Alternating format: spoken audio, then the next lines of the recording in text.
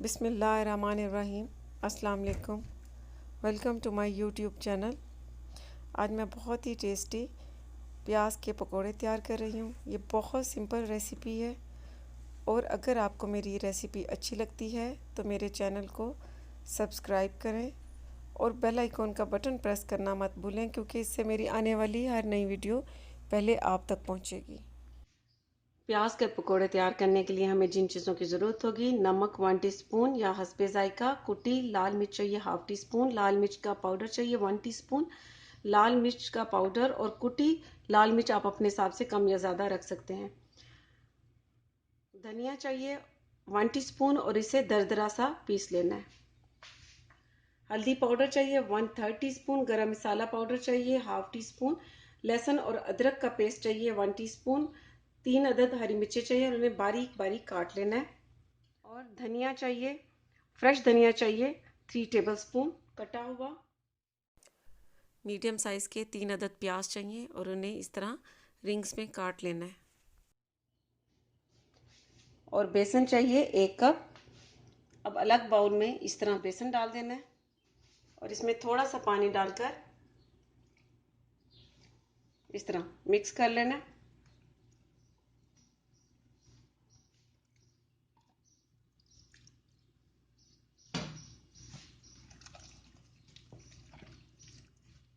बहुत अच्छा सा इसका बैटर तैयार हो चुका है। अब इसमें नमक डाल देना है, कुटी लाल मिर्च का पाउडर, धनिया पाउडर,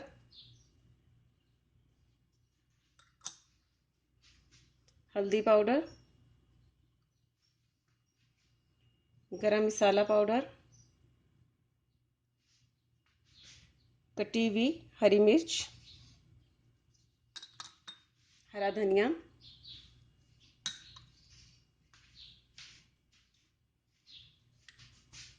और लहसुन अदरक का पेस्ट।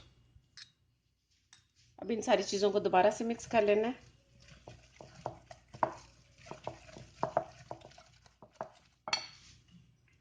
थोड़ा सा और पानी डाल देना है।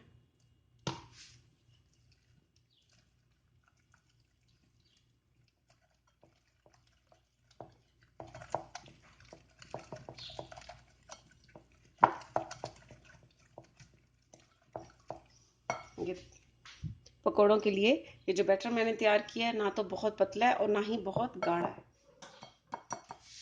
अब इसमें ये कटे हुए प्याज डाल देने हैं।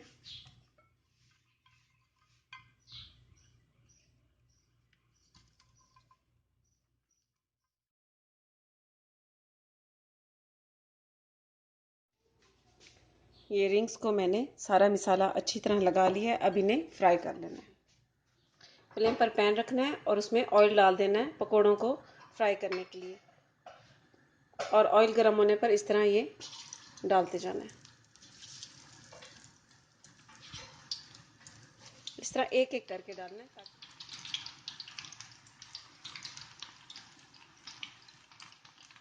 फ्लेम को स्लो कर देना है और इसे क्रिस्पी और गोल्डन ब्राउन कलर आने तक फ्राई कर लेना है।